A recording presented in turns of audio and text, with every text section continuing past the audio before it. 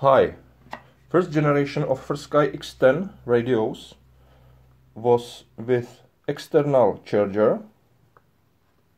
Yes, external charger, and it was big problem for some RC pilots, RC modelers. Actually, I think this is what absolutely okay without any problems. But okay, FrSky says okay, you don't like it, we will make a new X10, FrSky Horus new X10 and X10s radios. So, okay, Ginny, I'm true, right? So, new generation of FrSky Horus X10 radios. X10, X10s, this is what, X10s, this is X10s too. Again, all radios or X10 radios you can buy in 3 colors in 2 versions. Cheaper X10 and more advanced and a little bit more expensive X10s. And big and main difference between previous generation is charger inside the body. Now is charger of battery in radio inside the body of radio.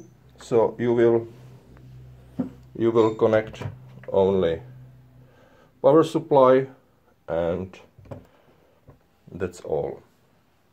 Because this is not so simply like, okay, we have external charger, we will just put it inside the body and that's all. No, if it's charger inside, it is more complicated about temperature or heating of charger. So about temperature in body of radio and some next facts. So now this new FrSky Horus is a little bit more expensive. Yes, directly by FrSky. And next change in a body of transmitter is a battery, which is equipped with a temperature sensor.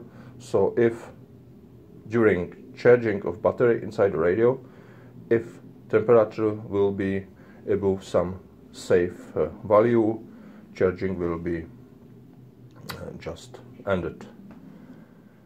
So that's all. Only a short video about new, I think, subversion of FrSky Horus X10 radios and X10s. Amber version,